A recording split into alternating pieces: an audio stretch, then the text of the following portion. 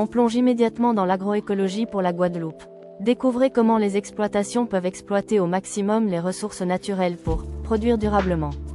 Renforcer notre souveraineté alimentaire locale. C'est parti!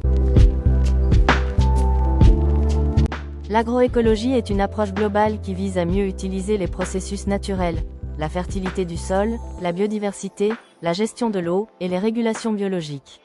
C'est une démarche systémique qui considère l'exploitation comme un écosystème vivant.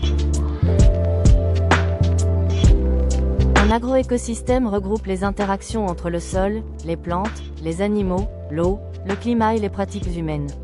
En Guadeloupe, les pluies abondantes, les sols volcaniques et la biodiversité exceptionnelle influencent fortement les systèmes agricoles.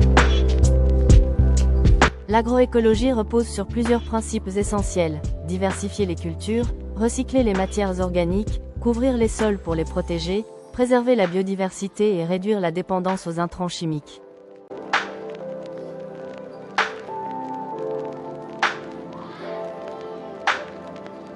L'agroécologie prend une dimension toute particulière en Guadeloupe en raison des spécificités du territoire. Le climat tropical impose des conditions parfois extrêmes, alternance entre des périodes de sécheresse et des épisodes de pluies intenses, risques cycloniques réguliers, phénomènes de ruissellement et d'érosion très marqués.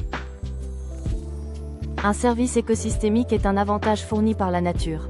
Il peut s'agir de la pollinisation, de la régulation des ravageurs par les auxiliaires.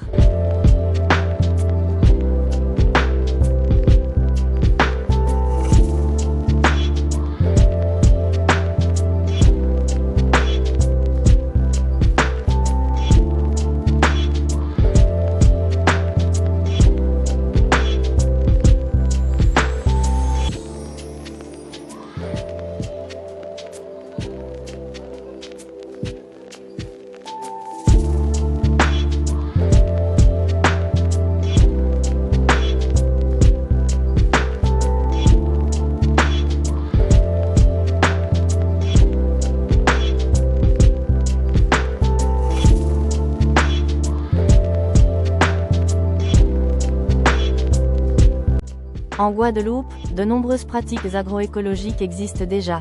Paillage épais en bananeraies, haies brise-vent, utilisation d'effluents d'élevage, agroforesterie, ou encore lutte biologique.